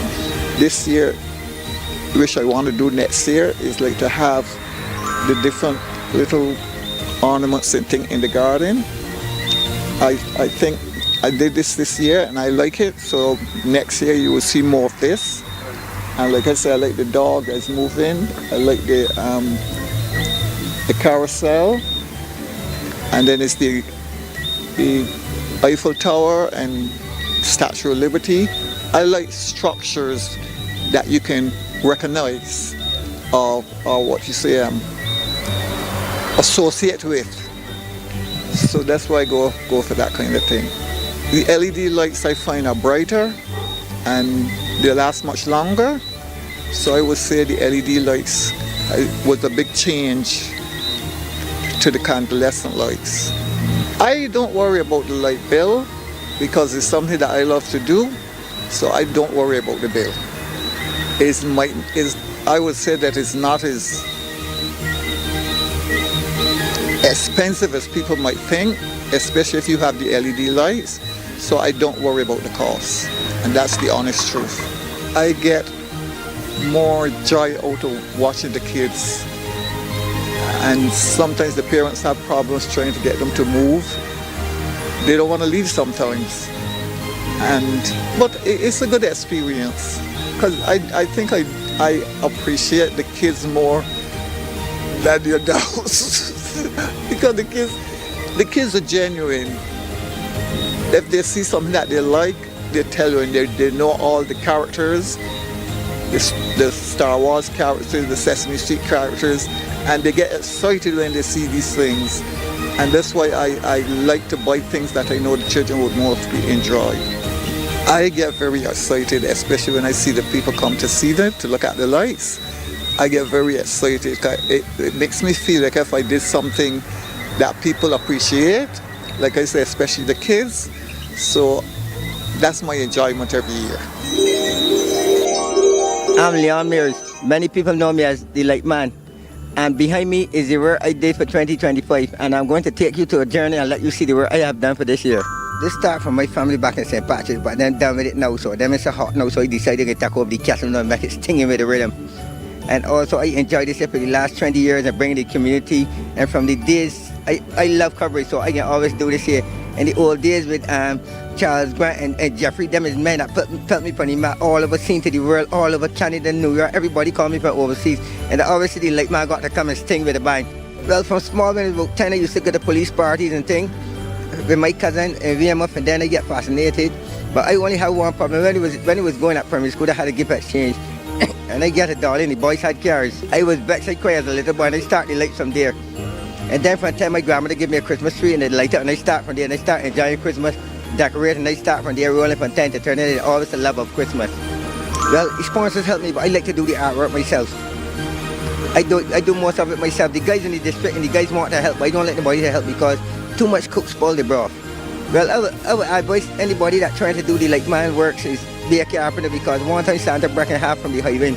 We had Thomas and he bang in night level truck, Santa broke in half. So I had to replace it with a new Santa, and it cost me.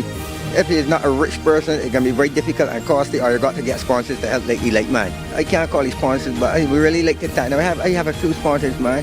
Sponsors come on board, start from 1 to a good little 20. The sponsors work with me from Independence straight through to Christmas. I do a double one time, I don't go back to them. They work with me well, and Light and Power, they help me with lights sometimes. They got high definition lights like solar lights and things, but lights are very expensive now. I got a few lights in there, but I don't want a lot of solar because I don't want the same thing as everybody. Light Man just like to be different. See, I got advantage. People got to spend thousands of dollars, but they like mine. You see, I do creativity and I did art, so my artwork can speak for me. I go up on the net online, I get the graphics man work, I cut out things, I start from scratch, I make reindeers by hand, I ain't buying the reindeer. I like the people to say creativity at its best. You can't find the boss with the artwork like man got the artwork and the art farm for them with the cut, you see. I start from November, see, notice the sidewalks and everything paint, you notice the sidewalks got Merry Christmas and happening. This is one of the best in the world. But the thing is with this year, no, this is enough for all the blue yellow got to come out. And then straight to Christmas colors, but it's enough hard work. Notice the Christmas plane coming in and the Independence plane going out. The Christmas plane is red and green, and the Independence plane is blue and white. When the first had the 50th anniversary competition, I say you got to do something different. Everybody come with the same concept, and I decided to do the artwork and let us see what going on. The plane was my boom. When you come in St. Philip, you can see the planes. You ain't seen the plane anywhere else. I decided to do the arts because I try to get an advantage over the rest of the people that put it like. So notice I got talent to the world. You see everything. I got the full works. Artists, mannequins, planes, stars, everything I got the cut above the rest. You know, when a chef cook, when he got to do everything, so when he like man doing the legs, he got very spicy, the legs, you know, you got to put in everything. And the ladies love the mannequins, you know, you can go work for some men next time. These girls, I just decided to put the girls on the table. As being a girl's man, you know, you got girls around. But I can call one Miss Christmas and Miss New Year. My favorite piece is the stars because the stars look clean. You can't see how they're holding up in midair. The stars on the roof is very clean. And the girls, that's my set piece. There's a secret behind the stars, but don't worry about how them holding up in the air. The stars work, but they're in a black background, so you don't notice the setup they hold up. Man, them stars take a while to plan. Yeah, that's real hard artwork. Yeah, boy, them stand as a carpenter, you know, and the tradesman, they would know how to cut it. Oh, but it's real hard work, enough hard work. Thanks to one of my sponsors too that provide me with PVC. I lose a wig from one of the mannequins about 5 years ago. When he went from CBC, about 4 trucks went up here from St. Lucie, load of people, 2 truckloads of people. And I was in the bar, and when he come back, I see a guy running across the road, and the wig that gone from the mannequin. Never recovered it yet. Could have been knocked down, but I don't worry about that. It's Christmas and it's pleasure.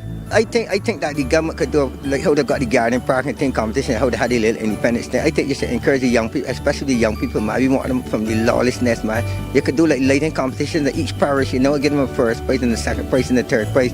You could start at $3,000, $2,000, second prize and first prize $1,000, and do it in each communities or 4 communities in each district. But I more want to see the young people in these things, man, because the young people is who really getting in vibes. You know, the older people like 15 and up are really getting involved in vibes, you see.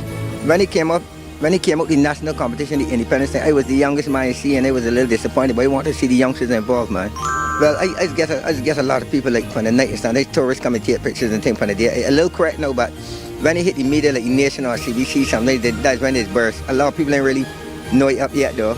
But I got to put it on Facebook. But when it hit social media, people just land though.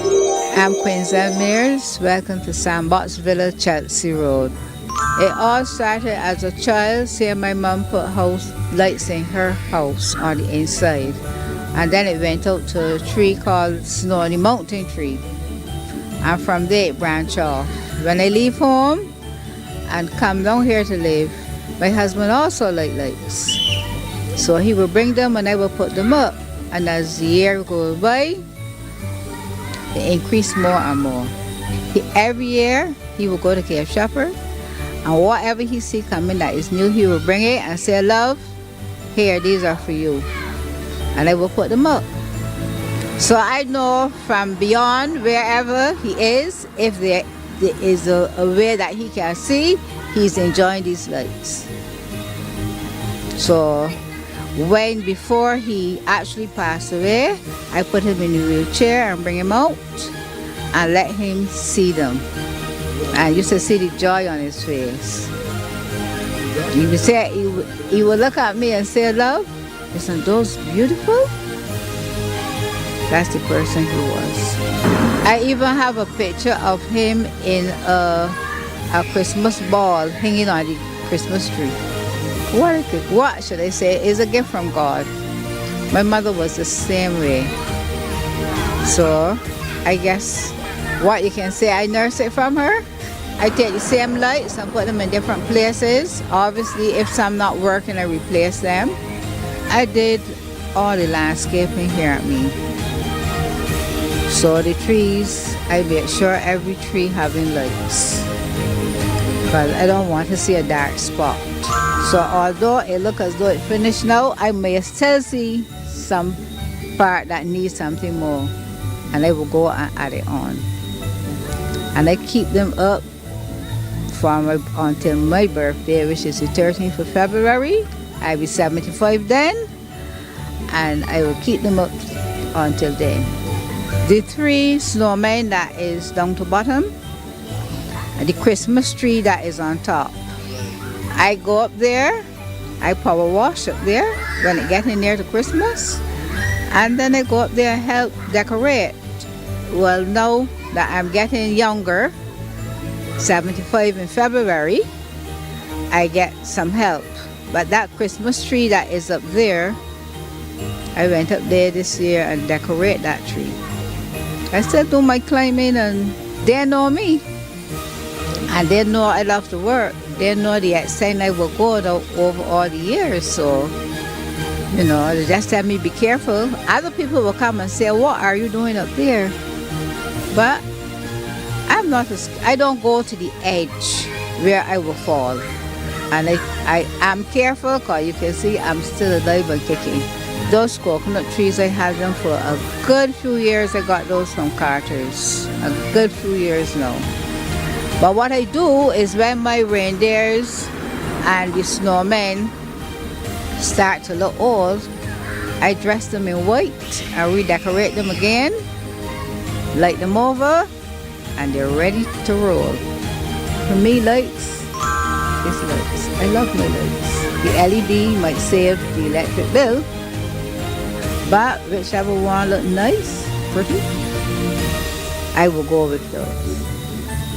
What the light bill is mine. I don't mind how much it is at Christmas. If it's too high and I can't pay all one time, I ask for time. I pay it bit by bit. Buy myself my lights. Tourists come and they take pictures. The people from the neighborhood and other people come and bring their children to see the lights, take pictures and whatnot. But I enjoy that. And so long as I'm making somebody else happy, I'm comfortable and I'm happy also. Just like me, an adult that loves lights, children will love things like these. And it is a good experience for them.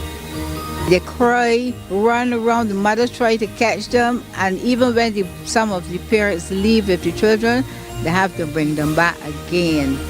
I see some people from the community that I don't normally see. And when they come, you have a chat and things like that, yeah, which is good. It's a good feeling.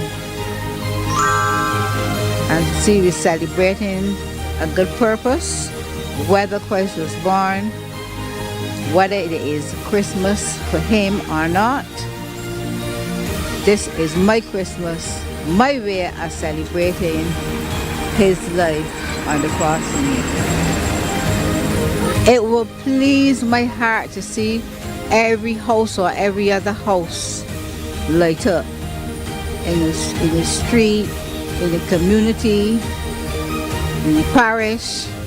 You know, at some point in time, just like how we had the gathering, everybody get together and light up the house for Christmas. Sing carols like in the old time, but I don't know. I don't know if that will happen now because it's a different generation altogether. Whether it's a job in or out, do something. Do something to keep you going. On behalf of my family and I want to wish everyone a happy and blessed Christmas. And I hope you all will come and see the lights and enjoy them. For my New Year's, I plan to serve God more than ever.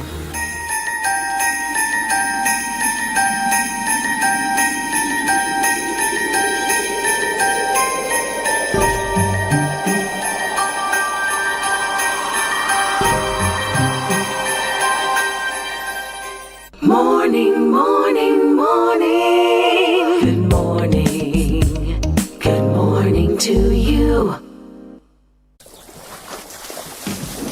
From the beautiful shores of the gem of the Caribbean, Barbados, home of the amazing Harrison's Cave, the tantalizing Oystins Bay Garden, our historic garrison, the indigenous road tennis, and the friendliest people in the world.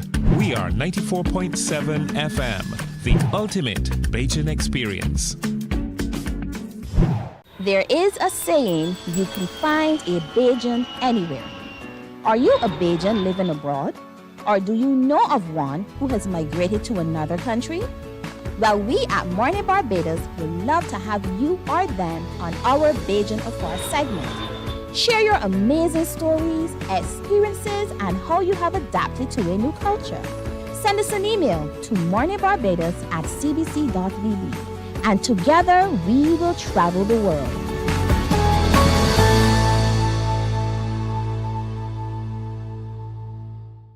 God will not give you a job. God will not call you to do something and then not give you the capacity to have it, to make it happen. He will give you the resources. He'll give you the people. not only will he equip you with ideas, but he will equip you with favor, as he did Nehemiah. Turn on the latest episode of Infinite Possibilities, only on CBC TV8, every Sunday at 1:30 p.m., sponsored by Covenant Life Teaching Center. Welcome to Nature's Discount, the ultimate health food store. At Nature's Discount, we have thousands of quality products at great prices. Hi guys, Dottie here with Nature's Discount, and today we are talking about Solar Ray Microbiome Probiotics and why you should be taking them. And we have well over 3,000 amazing products to help you get healthy. For your health tips, tune in to CBC TV8 every Monday, Tuesday, and Thursday for Nature's Discount, sponsored by Get Healthy Incorporated. 98.1 The One, your number one party station. With an audience from 18 to 40, we keep you engaged, energized, and entertained. Morning, morning, morning. Good morning. Good morning to you. 24 and a half minutes now to go to 8 o'clock here on Morning Barbados. You would have seen those lights just a moment ago and the spectacle that they provide for those who drive on by or stop to just gaze and enjoy and be a part of the moment. We have two young people who are part of the moment as well, part of the musical moment indeed, provided by Lisa Howell. One goes to church with Lisa, the other one is mentored by Lisa Howell, a Barbadian vocalist of great note over the years. And so I'm happy to be joined this morning by the vocalist in Chrisanna Beard. Chrisanna, good morning. Good morning. Yeah, how you doing? Good. All right. And Mark Ford is a panist. You would recognize his look. Mark, that's your look. That's your look, right? Yeah. That's a look. And you've worked so hard on curating the look, and you do it so well. Chrisanna, talk to me a little bit, because I'm told that you started singing in school, at primary school. Yeah. Seriously? Mm. What kind of music do you like to sing? Any genre, basically. You could do Whitney Houston? No. Nope. See what I tell you? Would you do soca? I would, yeah. Would you do reggae? Yeah. Classical? Yeah. No. You would do classical? I would do anything. You can? If you had a classical singer, who would your favorite classical singer be? I ain't for sure. You're not too sure? But I would try something. What kind of music do you really, really like? I mostly listen to Dolly Parton. Really, why? Why? Because she's my favorite singer. Well, she's an old girl. And? You're feisty. And there's something about the way she sings, or about the songs that she sings? The songs too. What's your favorite Dolly song? I really like Hard Candy Christmas. I like Christmas songs, but I like she was Kenny Rogers. Yeah. You know, there's one she has called Jolene. Yeah, Jolene You is like that one too? Yeah. Sing it. Jolene, Jolene, Jolene, Jolene. Ooh, you have a nice tone. Thank you. So I'm sure you heard that all your life, right? Everybody says, Chrisanna, you so real good, girl. And then you went into secondary school, and you continued your musical journey and performing. Were you a part of a choir, or you just like to sing by yourself? I was a part of a choir. What choir was this?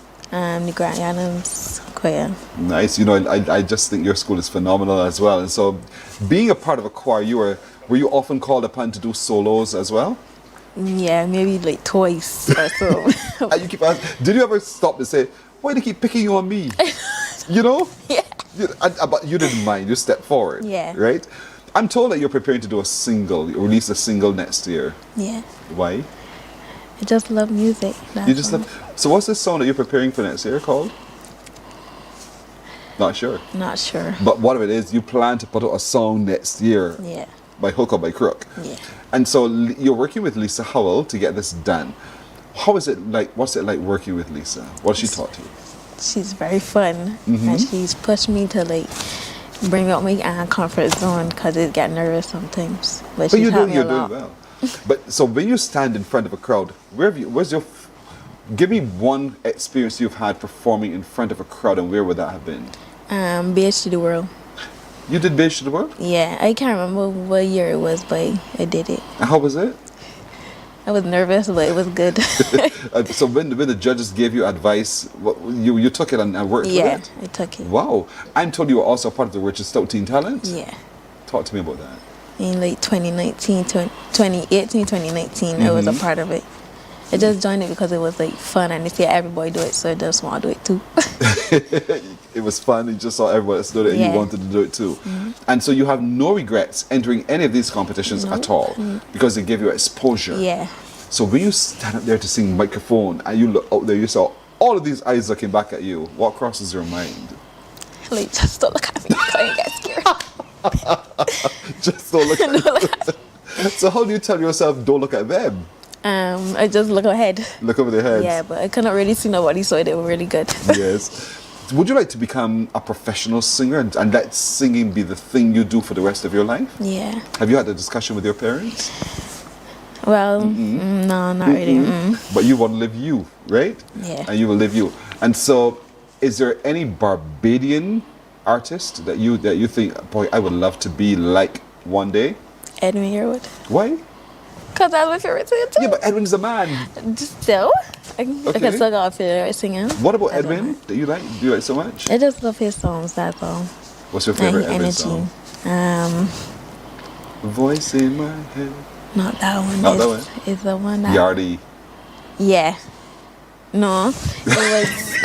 I can't remember the song, but it, like when I hear it, it's mostly like singing to it. It's like a ballad? Yeah. Oh, Bridge Over Troubled Water? Yeah. Ah, yeah, I like that one. The words into that one, they're so sweet. They're really, really so sweet and meaningful indeed. And so you are ready to take off and take the world on with your voice as well. Yeah. So your friends no doubt think, Chris, are you really like an angel girl? They say that to you sometimes? I don't really sing in front of them, but when I sing, they be shocked. They're shocked when they hear you. And then they come and say what to you? They said I sound really nice. Really nice. Yeah. Really nice. Mark, what about you though? How you got into this day of playing pan? Okay, I started when I was like 12. So I went into the Combermere school. So I remember I'll say Kadir. No, you would. Right? But I distinctly remember like the day that I had to go in to collect my books. There was a summer camp going on in the school hall. At the time, the Central Bank used to sponsor this camp. It was called Pan in the Plaza. So I remember I looked through the hall and I saw the children playing. And I asked my father, I said, well, you think this is something I could join? He said, well, join where you want. Just do your schoolwork. So I went into school, and over the course of the year, I actually did join the steel band at the school. So by the next year, I was one of the people in camp. At 12, you're going into 13 years old? Yeah. So... There was something about it. What was the magic about the pan that made you think, at 12 years old, I want to do that? I am honestly not sure. I think it was always somewhat musically inclined. I came up in primary school, well, not really at primary school, but in my later primary school years, at church, the Sunday school started a choir. So I was a part of the Sunday school choir. I would not have realized it at the time, but I think it actually helped me to develop an ear for music a lot. So like I went into secondary school already able to like hear harmonies and that kind of stuff. Once again, not something that I would have taken note of at the time. I joined cadets as well, and they decided, well, we need people for the band. Right? Combermere is quite noted for their cadet band at the time. So I was roped into the cadet band to play some drums. And that started me with my percussive journey. And then I joined the steel band. It's like, I don't think I really went into it at the time thinking, I want this to be a career. Right? It was just, I was an active child. If there was something to join, I would at least try it out. And yeah, it went from there. Music written for pan. Playing the pan, is a lot of it more so about following the score, or is it about how you feel? Improvisation. I'm going to say both are possible. You can do both. But the culture that we have surrounding pan, more so than more traditional instruments, I would say is a bit more grassroots. So we tend to do stuff by ear, by rote, a lot more emphasis on the written hearing score. it, feeling it, improvising. Right. But not as much of the written score. Although I would say you should learn it. Yes. Right. You should learn it and be literate in that sense. But the culture that we tend to have here lends itself more to the grassroots approach. How do you define yourself from any other panist on island? That's a good one, right? I think one of the things that helps to define me from other panelists is my style of playing, the influences that I have taken on. I want to say when I was in my mid-teens, I started doing some, shout out to Arturo Tapin, right? I did some work with Arturo, and he would have told me, well, you need to check certain players, right? He said, look for Charlie Parker and Sunny State, a lot of the bebop jazz guys. And typically, those players are people that saxophonists would look up to. Right. Maybe trumpeters, more wind instruments. A lot of steel pan players do not usually go that route. So I think that is one of the things that helped to define me, as in from my teenage years. I kind of went a hardcore jazz route that the average pan player did not go. And I was say, especially, I guess, at my age at the time. Yeah, most pan players, especially at my age, were not going that route. They would more check for the Trinidadian pan players. Yes. So they would look for Boogsy, Dane Gulston, Ken Professor Fillmore. And I still check those guys, but having the influence that Arturo would have sent me to for the bebop jazz, I think helped to define me a bit more. The stage that NIFCA provides also was really good to you over time. Yeah, for sure. Talk to me about that moment in time, those moments in time at NIFCA. Okay, so I ended up doing NIFCA primarily through the Commonwealth Steel Orchestra. So every year, the band used to go to NIFCA. When I finished BCC, this would have been around, I finished in 2010, and I entered NIFCA the next school year, which would have been 2011. I entered with 2 pieces. Only one of them made it to finals, right? At the time, I remember being told, the music officer at the time, he tried to cushion the blow. He said, well,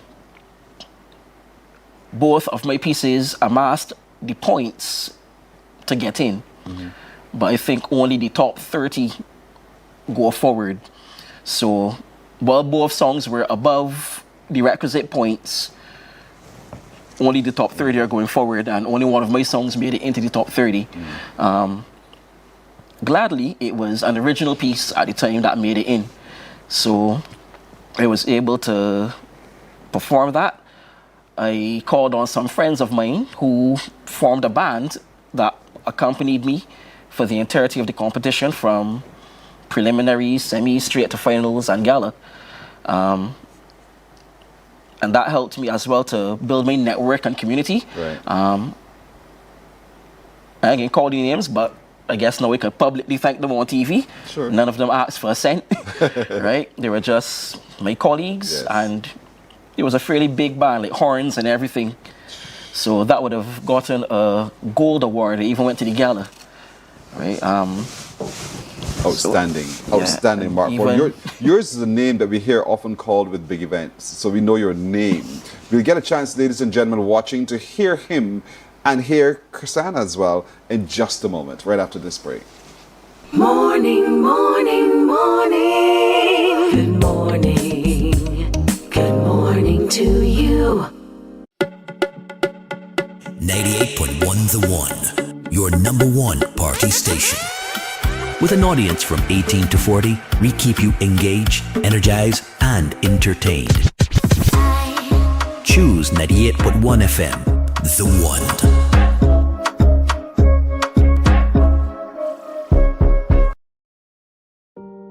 Hey there, it's Mahalia. I want to share something that might be really helpful. If you're feeling anxious, overwhelmed, depressed, or lonely and have no one to talk to, call Lifeline Barbados. We all face struggles at times in our lives. You're not alone. There's no need to feel ashamed or embarrassed. It's okay to reach out for support. Lifeline Barbados is completely confidential. No one else will know you called. They're there to offer a caring ear and guidance without judgment. And fellas, I want you to know asking for help is a true sign of strength. It takes real courage to reach out. You can also call Lifeline Barbados if you're worried about loved ones who are struggling and you need advice on how to support them. There's a saying, a problem shared is a problem halved, but not everyone has someone they can confide in. That's why Lifeline Barbados exists, to be there for you or someone you care about during tough times. Save this number. Morning, morning, morning. Good morning. Good morning to you.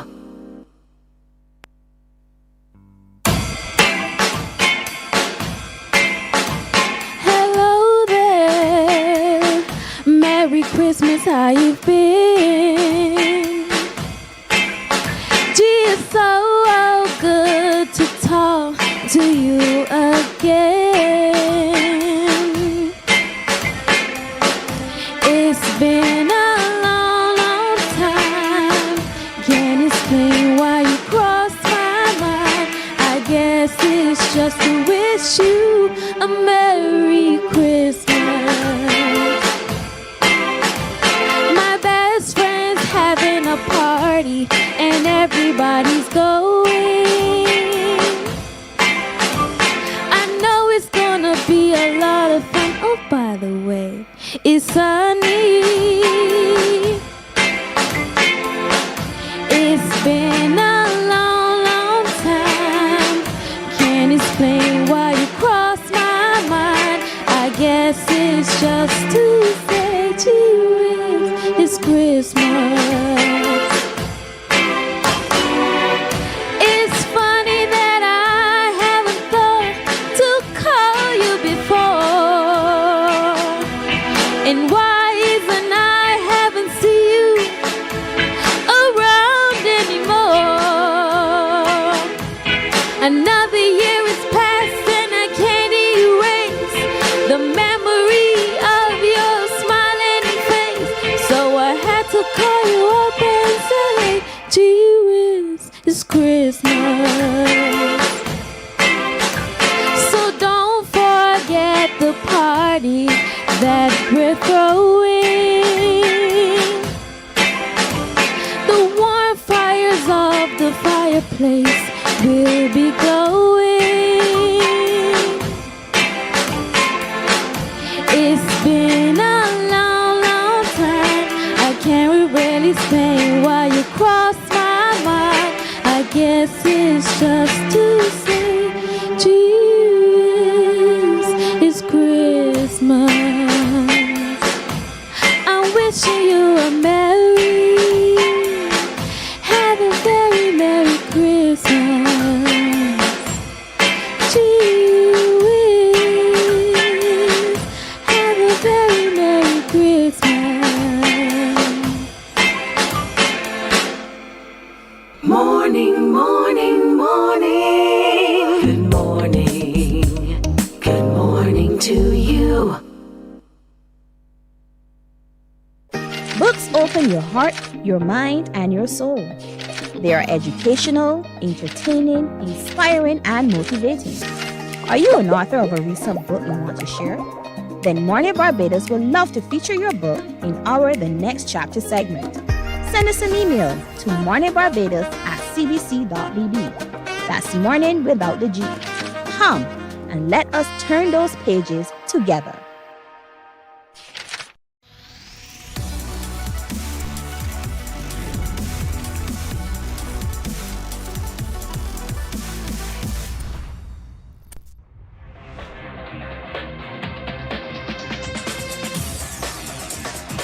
Week after week, Scold presents exciting reports and documentaries on the most varied topics of our time.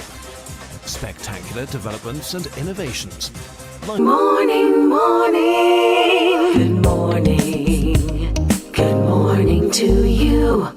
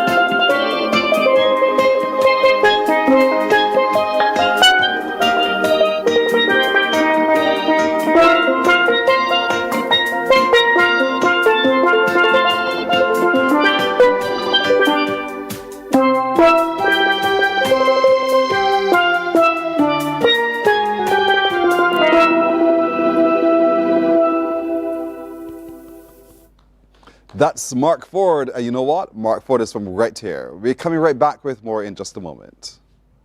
Morning, morning, morning. Good morning. Good morning to you. Books open your heart, your mind, and your soul. They are educational, entertaining, inspiring, and motivating. Are you an author of a recent book you want to share? Then Mornin Barbados would love to feature your book in our The Next Chapter segment. Send us an email to morninbarbados@cbc.bb. That's morning without the G. Come and let us turn those pages together.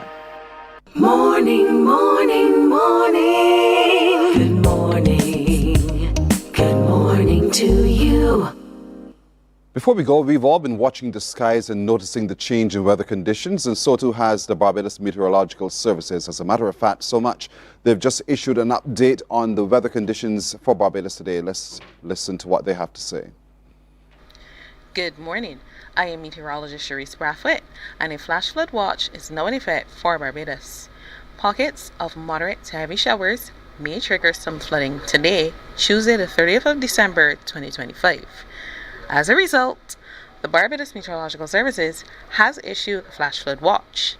These conditions are expected to improve tonight. Possible impacts: there is a medium possibility of significant flooding. Soil erosion on bared land surfaces is also likely.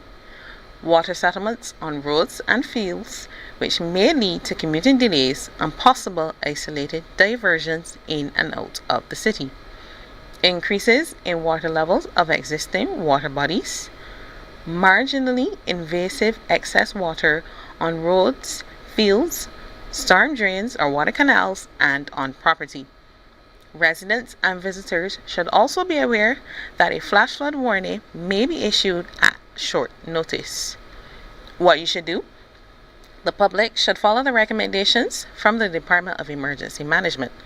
The public is also encouraged to monitor the BMS, DEM, and GIS websites and their respective social media pages, along with the local media networks, for further updates. A low-level convergence, aided by a marginally favorable upper-level pattern, is expected to trigger cloudy to overcast skies, pockets of moderate to heavy showers, and periods of rain today. Overnight, parts of St. Andrew and St. Peter recorded between 1 and 2 inches of rainfall, and an additional 1 to 2 inches as possible today. General information: a flash flood watch is issued when heavy or excess rainfall in a short period of time could result in flash flooding within the watch area. It does not mean that flooding will occur, but it is possible. This flash flood watch was issued at 7:30 a.m. on Tuesday the 30th of December 2025 and will be terminated at 6 p.m. or sooner if conditions warrant. So, just a little capsule. We're under flood watch until 6 this evening, with the likelihood it could be upgraded around 6 this evening. But today I expect continued showers, and so you need to be mindful of rising waters where you live. Be careful. And so that's it for today. My little crew joins me wishing all of you a fantastic today. Be it the will of the Lord. We will see you tomorrow. Bye-bye. Wake up, wake up, wake up, wake up. Barbados, get up. Good morning.